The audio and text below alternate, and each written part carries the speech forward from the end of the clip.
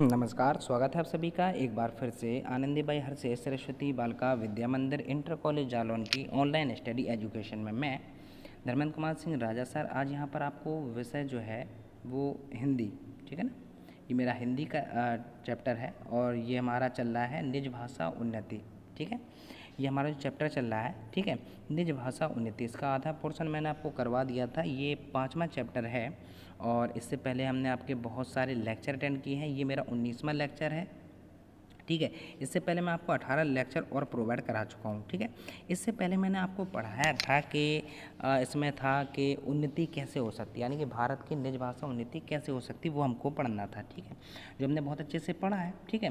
जल्दी से बात करते हैं हम आज क्या पढ़ना है हमको। आज इसी के आगे वाला जो आधा पोर्शन हमारा रह गया था वो पढ़ेंगे, ठीक है। ये मेरा यूट्यूब चैनल है, अगर आपने अभी तक इसको सब्सक्राइब नहीं किया है तो इसको सब्सक्राइब कर लीजिए, ठीक है। इससे होगा क्या, इससे जो भी मैं आपके नोटिफिकेशन यानी वीडियो डालूंगा वो नोटिफिकेशन के माध्यम से आप तक पहुंच जाएगा, ठीक है। चलिए बेटा चलते हैं जल्दी से, है ना। और इस ऐप के बारे में मैं बहुत बार आपको बता चुका हूँ। अगर आपने ये डाउनलोड नहीं किया हो तो इसे डाउनलोड कर लीजिए। ये ऐप करता क्या है, ये आपको बहुत सारे जो आइडियाज़ होते हैं सजेस्ट करता है कि आपको कोविड-19 से कैसे बचना है, किस प्रकार के योगा करने हैं ताकि आपकी इम्यूनिटी डेवलप हो सके, ठीक है। चलिए बेटा देखिए यहाँ पर लिखा है लेसन नंबर 5 और हमारा जो चैप्टर है पाठ है निज भाषा उन्नति, ठीक है। आज हमको बहुत अच्छी चीज़ के बारे में डिस्कस करने वाले हैं। यहाँ पर जो कवि हैं भारतेंदु हरिश्चंद्र जी, उन्होंने बहुत अच्छा ये पाठ यानी कि ये कविता पद्यांश जिसको हम लोग कहते हैं वो लिखा है, ठीक है। क्या लिखा है उन्होंने, कहा है घर की फूट बुरी, यानी कि घर में अगर हमारे लड़ाई होती है तो इसका फ़ायदा हमेशा कोई अगला व्यक्ति लेता है, तीसरा, ठीक है। तो उन्होंने इस चैप्टर में वही बताया है, निज भाषा उन्नति है और इसके बारे में बताया है, किसने बताया है, भारतेंदु हरिश्चंद्र जी ने, कि घर की फूट कैसी होती है, बहुत ज़्यादा बुरी होती है। बहुत सारे उदाहरण दिए हैं यहाँ पर जिनके माध्यम से आपको पता चलेगा कि क्यों घर की फूट बुरी होती है। देखिए समझाने के लिए चाहे विज्ञान हो या कोई और सब्जेक्ट, उदाहरण जरूर देना होता है ताकि आप चीज़ों को अच्छे से समझ पाएँ, ठीक है। क्या कह रहे हैं वो, जगत में घर की फूट, यानी कि जगत का मतलब ये जो संसार है ना, यहाँ पर घर की जो फूट होती है बहुत ज़्यादा बुरी होती है, इसे बहुत बुरी संज्ञा दी गई है, ठीक है। क्यों दी गई है, घर की फूट ही सो बिनसाई सुबरन लंकापुरी, यानी कि घर की फूट के कारण ही जो सोने से बनी हुई लंका थी, क्या थी, आपको पता ही है कि रावण की जो लंका थी वो सोने से बनी हुई थी पूरी, ठीक है। घर की फूट के कारण वहाँ पर विभीषण, आपने नाम सुना होगा, जो रामचंद्र जी के पक्ष में हो गए थे, उन्होंने ही बताया था कि किस प्रकार से आपको कहाँ कैसे विजय होगी, रावण का वध कैसे होगा, कैसे उसकी मृत्यु हो सकती है, ये बहुत सारी चीज़ें उन्होंने बताई। तो ये घर की फूटी तो है, अब चूँकि वो रावण की तरफ से थे, है ना, लेकिन फिर भी उन्होंने किसका साथ दिया, राम का दिया। तो ये घर की फूट बुरी, यानी कि अगर आपके घर में 4 लोग 5 लोग रहते हैं और अगर वो एक दूसरे का सपोर्ट नहीं करते हैं, ठीक है ना, तो वहाँ पर घर की फूट का मतलब एक दूसरे को अगर भेद देते हैं तो जाहिर सी बात है कि कोई तीसरा व्यक्ति जो है वो हम पर हावी हो जाता है और इससे नाश होता है उस कुल का, ठीक है।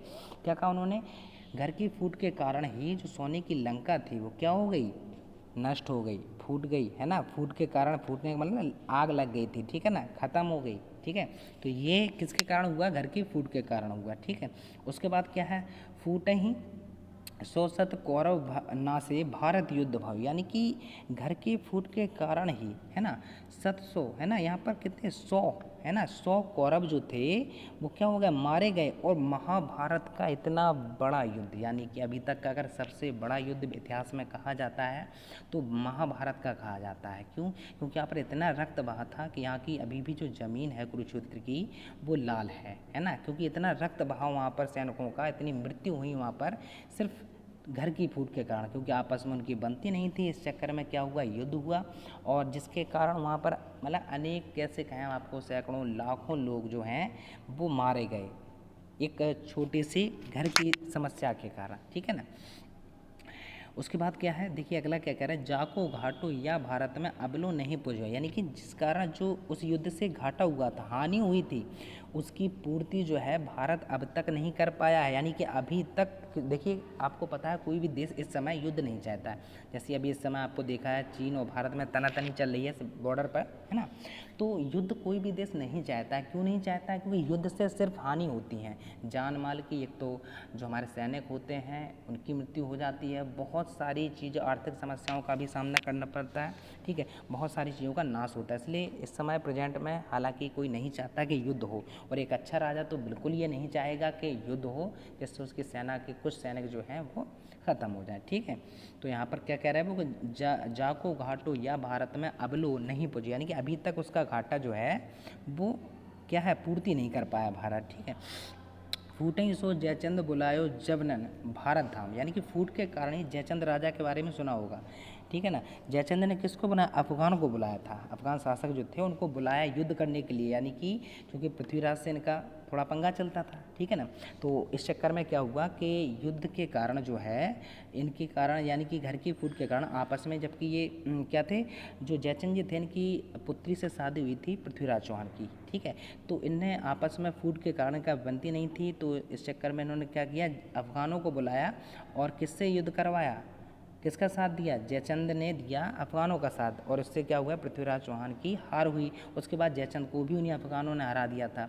तो फूट के कारण ही क्या है, अफगान जो लोग थे वो भारत में आए। ठीक है, हाँ, जाको फल अब लो भोगत है आरज होई गुलाम, यानी कि जिसका जो फल है वो अभी तक भोगते हैं। कौन भोगता है, ठीक है, जो लोग हैं, आर्य लोग जो थे उसके बाद वो क्या हुआ, गुलाम हो गए, है ना, और उसका फल भोगते रहे सिर्फ घट की फूट के कारण। ये बताया जा रहा है कि आपस में जो लोग रिश्तेदार थे किसी ना किसी कारण से उनमें फूट हुई, तो उसके कारण कितनी हानि हुई है वो आपको यहाँ पर बताया जा रहा है ना। फूटें सो नवनंद विनाशो, है ना, गयो मगध को राज, यानी कि फूट के कारण ही महापद्मानंद का नाम सुना होगा शायद आपने, अगर इतिहास पढ़ा होगा तो इनका नाम सुना होगा। ठीक है, ये मगध के राजा थे, तो उस समय ये अपनी शक्ति में चूर थे। ठीक है ना, और इनको हराया था, किन्होंने ने हराया था, चंद्रगुप्त मौर्य ने। आपने देखा होगा महापद्मानंद का जो विनाश हुआ था, किसने, चंद्रगुप्त मौर्य ने इनको परास्त करके मौर्य वंश की नींव रखी थी। ठीक है, आगे देखिए, चंद्रगुप्त को नासन चाहियो आपू नासो सहज, यानी कि क्या कहा उन्होंने, ये कहा कि जब जो उसने चंद्रगुप्त मौर्य का विनाश करना चाहता था, कौन करना चाहता था, महापद्मानंद, और उसके कारण ही क्या हुआ, उन्होंने उनके घर के फूट के कारण आपस में बैर के कारण क्या हुआ, उन्हें अपने राज्य से हाथ धोना पड़ा। ठीक है, हाँ, आगे देखिए, जो जग में धन मान और बल अपनो राखन चाहिए, यानी कि जो भी इस संसार में धन यानी कि संपत्ति, मान, प्रतिष्ठा और बल यानी कि शक्ति रखना चाहता है, वह अपने घर में कभी भी फूट को ना पड़ने दे। ठीक है, यानी कि अपने घर की रक्षा करनी चाहिए, रक्षा करना चाहता है किन चीज़ों से, इन चीज़ों से, धन से, मान से और अपने बल से यानी शक्ति से, तो वह अपने घर में फूट ना होने दे। क्या लिखा, तो अपने घर में भूले खूब फूट ना करो, फूट करो जनी को, यानी कि कभी भी अपने घर में भूल के मतलब किसी भी भूल के कारण, किसी भी भूल बस घर में फूट को नहीं होना चाहिए। किसने लिखा है इसको, भारतेंदु हरिश्चंद्र। बहुत सारे एग्जाम्पल आपको यहाँ पर बताए गए हैं ताकि आप इनसे सीख सकें, और अगर आपके घर में भी कहीं थोड़ी लड़ाई चलती है तो उनको ये चैप्टर दिखाइए, पढ़ाइए, ताकि उन्हें ये पता चले कि कितनी हानियाँ हुई हैं घर के फूट के कारण। ठीक, अब हम जरा जीवन परिचय, ये जो आपको इमेज दिखाई दे रही है ये है भारतेंदु हरिश्चंद्र जी की। ठीक है, अब यहाँ पर आपको क्या करना है, यहाँ पर आपको याद रखना है कि इनका जन्म जो जीवन परिचय है वो कभी कभी पूछ लिया जाता है, तो वो हमको याद रखना है। ठीक है, अच्छा, जरा पढ़ते हैं इनके बारे में। भारतेंदु हरिश्चंद्र जी का जो जन्म हुआ था वो 9 सितंबर 1850 ईस्वी में हुआ था। कहाँ हुआ था, वाराणसी में हुआ था। भारतेंदु जी जो थे ये निबंध, नाटक, कविता आदि की रचना करते थे। किस किस की, निबंध, नाटक और रचना की जो है, कविता की जो है वो रचना कर किया करते थे। कौन किया करते थे, भारतेंदु हरिश्चंद्र। जन्म कब हुआ था, 9 सितंबर, है ना, किस सन में, 1850 में। कहाँ हुआ था, वाराणसी में। ये आपको ऐसे ही याद करना है। ठीक है, आपको आधुनिक काल का जन्मदाता कहा जाता है। इनकी प्रसिद्ध रचनाएं जो हैं, जो बहुत ज़्यादा आपकी प्रसिद्ध रही हैं, प्रेम माधुरी है, प्रेम फुलवारी है, भक्तमाल है, ये इनकी प्रमुख रचना में से कुछ यहाँ पर ली गई हैं जो बहुत ज़्यादा चर्चित हैं। ठीक है, इन्होंने खड़ी बोली गद्य लिखा और गद्य लिखने के लिए लोगों को उत्साहित किया। इन्होंने खड़ी बोली का जो गद्य था उसको लिखा भी और उसे लिखने के लिए और लोगों को प्रोत्साहित किया। ठीक है, ताकि वो लोग भी इसी भाषा में इनको आगे बढ़ाएं, इस भाषा को। ये अनेक भाषाओं के ज्ञाता थे, बहुत सारी भाषाएं ये जाना करते थे, और 35 वर्ष की अल्पायु में से, अल्पायु ही कहेंगे, बहुत जल्दी इनकी मृत्यु हो गई थी।